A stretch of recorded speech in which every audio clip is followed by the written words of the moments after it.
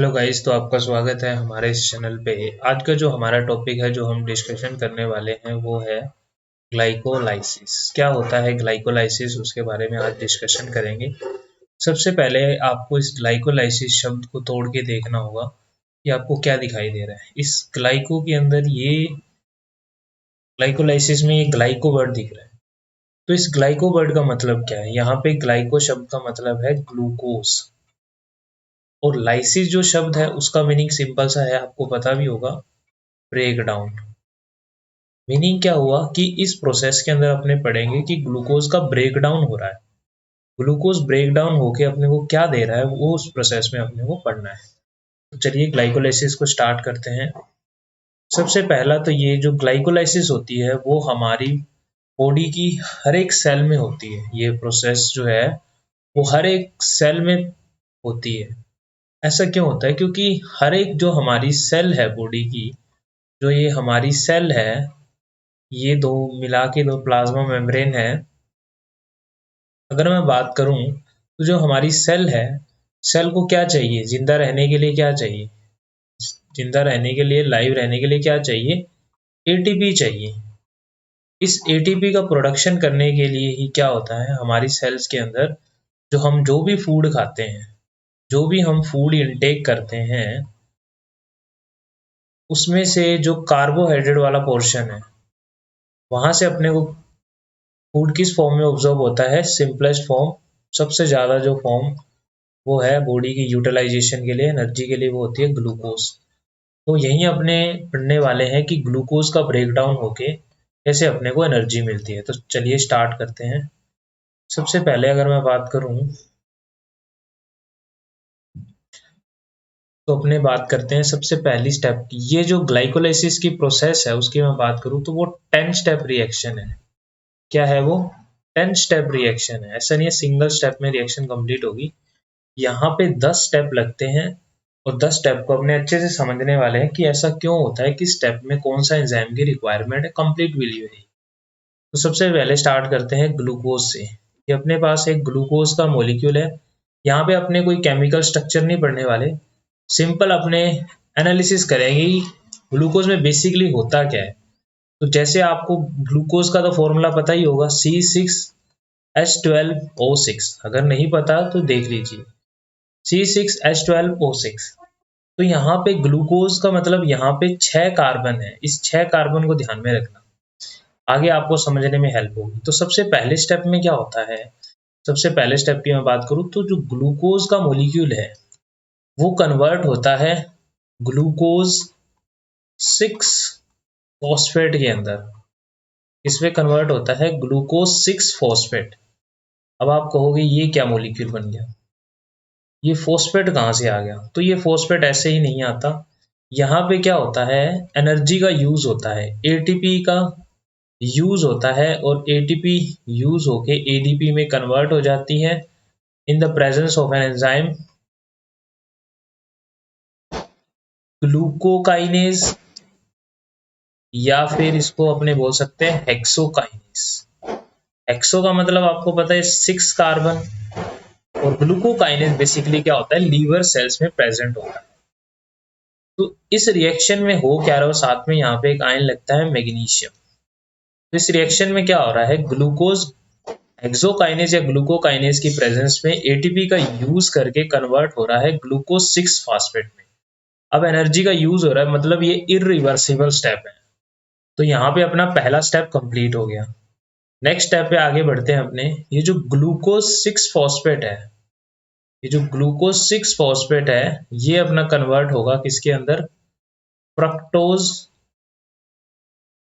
Fructose 6 phosphate के अंदर। अब मैं फॉस्फेट को यहाँ पे पी से डिनोट करूंगा, आप ध्यान रखना, फ्रक्टोज 6 फॉस्फेट। और ग्लूकोज के लिए भी आसान से टर्म बना ही लेते हैं, क्योंकि बार बार ग्लूकोज लिखना पड़ेगा, ग्लूकोज के लिए जी बना लेते हैं। तो यहाँ पे मैं इसको ग्लूकोज 6 फॉस्फेट कन्वर्ट हो रहा है फ्रक्टोज 6 फॉस्फेट। अब ग्लूकोज 6 कार्बन का है, और फ्रक्टोज की भी खास बात क्या होती है, ये भी 6 कार्बन का मॉलिक्यूल है। तो यहाँ पे कार्बन का तो कोई पंगा है नहीं, यहाँ पे 6 फास्फेट है, मतलब क्या एक्सचेंज हुआ यहाँ पे, ये जो ग्लूकोज की आइसोमर फॉर्म होती है ये, तो मतलब यहाँ पे एक एंजाइम आता है जिसका नाम है आइसोमेरेज। फोस्फोग्लूको आइसोमेरेज होता है, बट आपको सिर्फ ये आइसोमेरेज शब्द याद रखना है। यहाँ पे क्या होता है, ग्लूकोज फ्रक्टोज का आइसोमर है, तो यहाँ पे आइसोमेरेज एंजाइम काम में आता है। और ये क्या है, बहुत डायरेक्शन में रिएक्शन चलती है। यहाँ पे क्योंकि एनर्जी का तो यूज हो नहीं रहा, आइसोमेरेज की प्रेजेंस में कन्वर्ट हो जाता है। नेक्स्ट स्टेप आता है, ये जो फ्रक्टोज है वो कन्वर्ट होगा फ्रक्टोज 1,6 बिसफॉस्फेट में। किसमें कन्वर्ट हो रहा है, फ्रक्टोज 1,6 बिसफॉस्फेट में। अब यहाँ पे आप देखोगे तो बिस का मतलब यहाँ पे है दो से, दो, टू, और फॉस्फेट, यानी कि पहले तो 6 पोजीशन पे फॉस्फेट था, अब ए फर्स्ट पोजीशन पे भी फ्रक्टोज की क्या लग गया, फॉस्फेट लग गया। मतलब फिर से वही काम होगा कि एटीपी आएगी क्योंकि एक एक्स्ट्रा लगा है, और एटीपी में कन्वर्ट हो जाएगी, यहाँ पे मैग्नीशियम आयन आ जाएगा। और यहाँ पे जो एंजाइम आता है वो आता है फोस्फो फ्रक्टोकाइनेज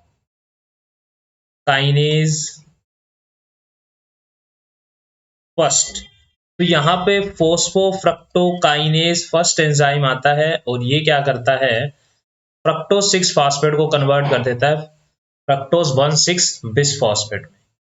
नेक्स्ट स्टेप में क्या होता है, ये फ्रक्टोज 1,6 फॉस्फेट दो पार्ट में डिसोशिएट हो जाता है in the presence of an enzyme aldolase. Enzyme का नाम क्या है, एल्डोलेज। एज ए शब्द हमेशा एंजाइम के लिए आता है, और यहाँ पे ये एल्डोलेज एंजाइम की प्रेजेंस में दो पार्ट में डिसोशिएट हो जाता है। एक तो पार्ट बनता है DHAP, di hydroxy acetone phosphate, एक बनता है ग्लिसरल्डिहाइड 3 फॉस्फेट। यहाँ पे मैं लिख देता हूँ डाई हाइड्रोक्सी एसीटोन फॉस्फेट, और साथ में ये है ग्लिसर एल्डिहाइड 3 फॉस्फेट। और फिर क्या होता है नेक्स्ट स्टेप के अंदर, ये जो DHAP है, डाई हाइड्रोक्सी एसीटोन फॉस्फेट है, ये इंटर कन्वर्जेबल है, ये इसमें भी कन्वर्ट हो सकता है और इसमें भी कन्वर्ट हो सकता है। ये जो ग्लिसरैल्डिहाइड 3 फॉस्फेट है वो उसमें भी कन्वर्ट हो जाता है। इसके लिए यहाँ पे एक एंजाइम की प्रेजेंस होती है, उस एंजाइम का नाम है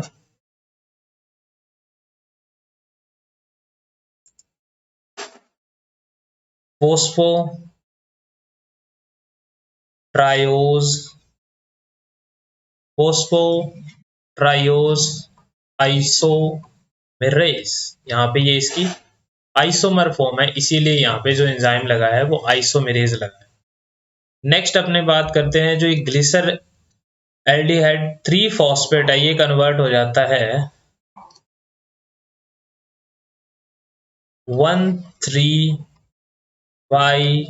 फॉस्फो ग्लिसरेट में। इसमें कन्वर्ट हो जाता है 1,3 फॉस्फो ग्लिसरेट में कन्वर्ट हो जाता है in the presence of an enzyme. इस एंजाइम का नाम क्या है, डी हाइड्रोजिनेज। और यहाँ पे एक खास चीज और होती है, उस खास चीज का नाम है, यहाँ पे एक मॉलिक्यूल जो होता है NAD का, वो कन्वर्ट हो जाता है NADH+H+ में। यहाँ पे ये रिएक्शन हो रही है, और डीहाइड्रोजिनेज की प्रेजेंस में ग्लिसरैल्डिहाइड 3 फॉस्फेट कन्वर्ट हो जाता है 1,3 फॉस्फोग्लिसरेट में। नेक्स्ट इसके बाद स्टेप में क्या आता है, 1,3 फॉस्फोग्लिसरेट कन्वर्ट हो जाता है 3 फॉस्फो 3 फॉस्फोग्लिसरेट में, 3 फॉस्फोग्लिसरेट में कन्वर्ट हो जाता है in the presence of an enzyme. ये यहाँ पे हो क्या रहा है, अब यहाँ पे क्या था, 1,3 था, यहाँ पे सिर्फ 3 रह गया, मतलब एक फॉस्फेट निकल गया। अब एक फॉस्फेट निकल गया तो उसका क्या होगा, अब जो फॉस्फेट निकला है उसका क्या होगा, तो वो यूज हो जाएगा एडीपी से एटीपी बनाने में। यहाँ पे क्या हो गया, एटीपी का प्रोडक्शन हो गया।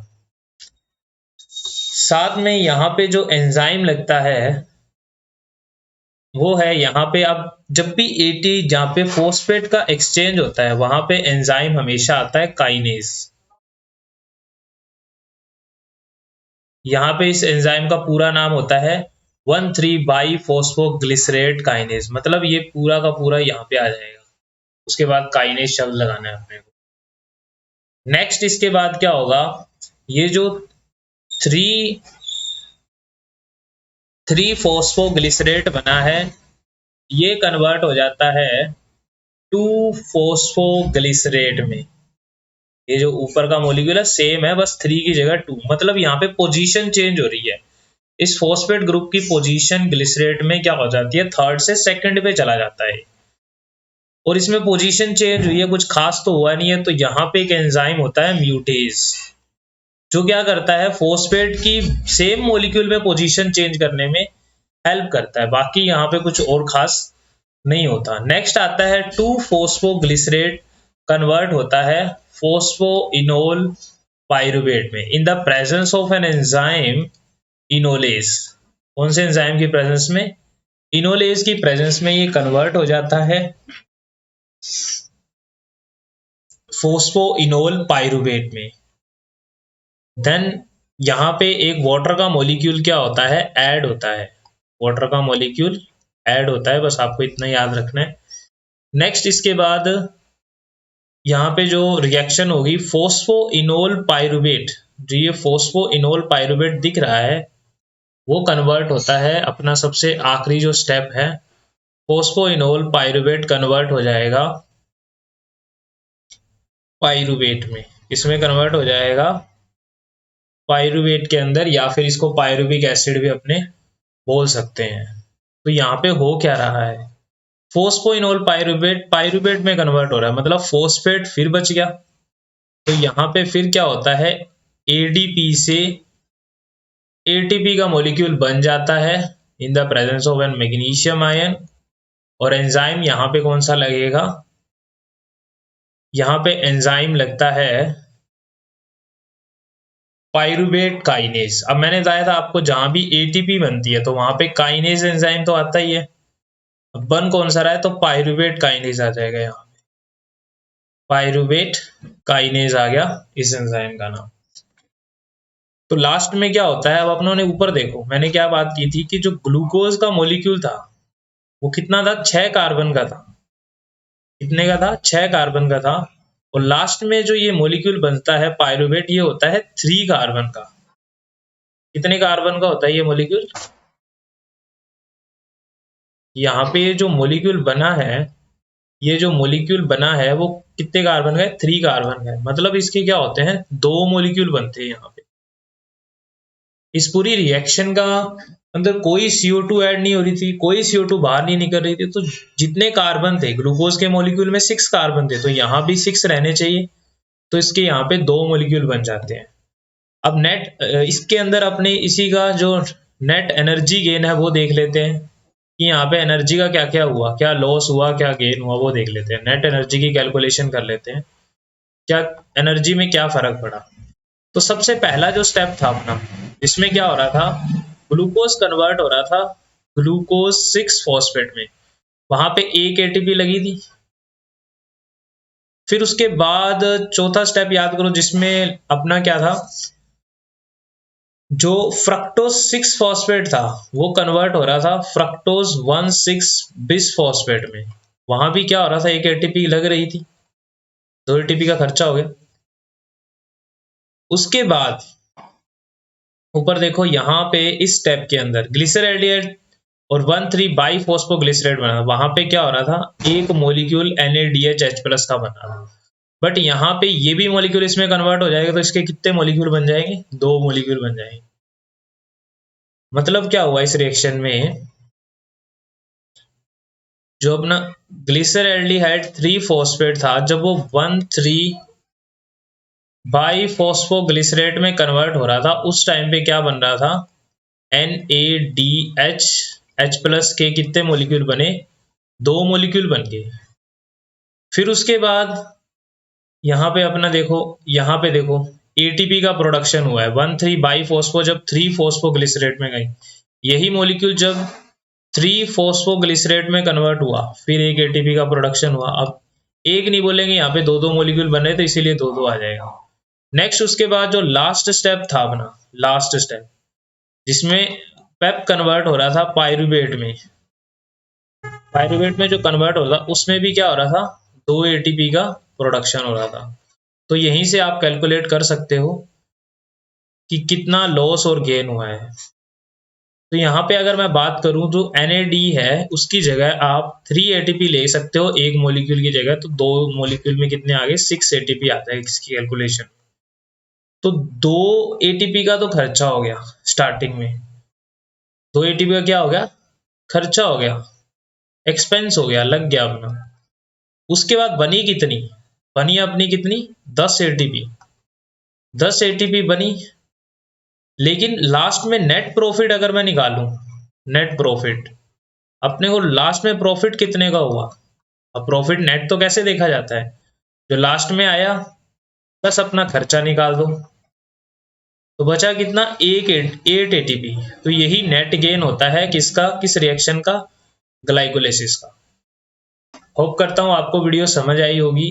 नेक्स्ट वीडियो में मिलते हैं किसी और टॉपिक के साथ। Thank you.